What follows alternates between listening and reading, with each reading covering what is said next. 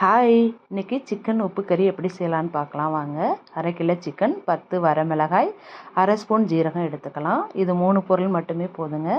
இப்போ பேனில் நல்லெண்ணெய் ஊற்றிக்கலாம். 2 ஸ்பூன் அளவுக்கு எண்ணெய் ஊற்றிக்கோங்க.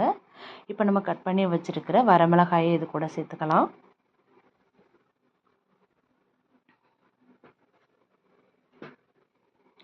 மிளகாய் வதங்கினதும் நம்ம 1/2 கிலோ அளவுக்கு க்ளீன் பண்ணி வச்சுருக்க சிக்கன் இது கூட சேர்த்துக்கலாம். இப்போ நல்லா கிளறி விடுங்க. இதுக்கு 1/2 ஸ்பூன் அளவுக்கு உப்பு சேர்த்துக்கலாங்க. உப்பு சேர்த்துட்டு நல்லா கிளறி விடுங்க.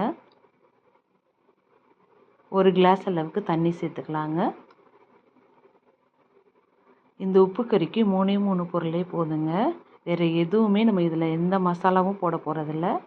இந்த மிளகாயும் நம்ம இறக்குறதுக்கு முன்னாடி ஒரு 1/2 ஸ்பூன் அளவுக்கு ஜீரகம் போட்டு இறக்க போகிறோம். அவ்வளோதாங்க.